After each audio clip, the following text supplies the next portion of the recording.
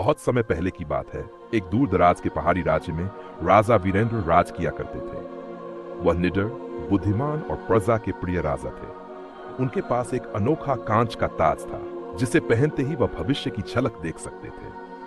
परंतु ताज को छूने की इजाजत सिर्फ राजा को थी। कहा जाता कि ताज पर एक पुरानी जादूगरनी की मुहर लगी थी। राजा के दरबार में सब कुछ शांत चल रहा था, जब एक दिन जंगलों से एक रहस्यमयी महिला आई। एक बूढ़ी, लाठी टेकती हुई स्त्री, जिसने खुद को एक आयुर्वेद जानने वाली साध्वी बताया। लेकिन उसकी आंखों में कुछ अजीब सी चमक थी। राजा ने उसे महल में रहने की अनुमति दे दी। कुछ ही दिनों में राजा बीमार पड़ने लगे। वे ताज को पहनना बंद कर चुके थे और दरबार में लगातार अजीब घटनाएं घटने लगी। सैनिकों की याददाश्त चली जाती, दीवारों पर अजनबी प्रतीक उभरते और रात के समय महल से चीखें सुनाई देती। एक रात राजकुमार अर्जुन ने उस साध्वी को महल की तिजोरी में छिपते देखा, जहां कांच का ताज रखा था।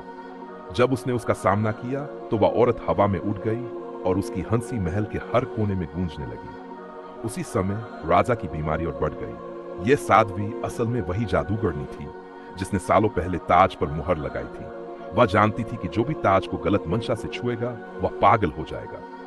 लेकिन राजा का हृदय पवित्र था, इसलिए वह उस पर असर नहीं कर सकी। अब वह ताज चुराकर उसे नष्ट करना चाहती थी। राजकुमार अर्जुन ने एक योजना बनाई। उसने ताज को एक दर्पणों से भरे कमरे में रखा और जादूगरनी को वहां आने दिया। जब उसने ताज छूने की कोशिश की तो चारों ओर के दर्पणों ने उसकी असली शक्ल, एक विकराल चुड़ैल, सबको दिखा दी।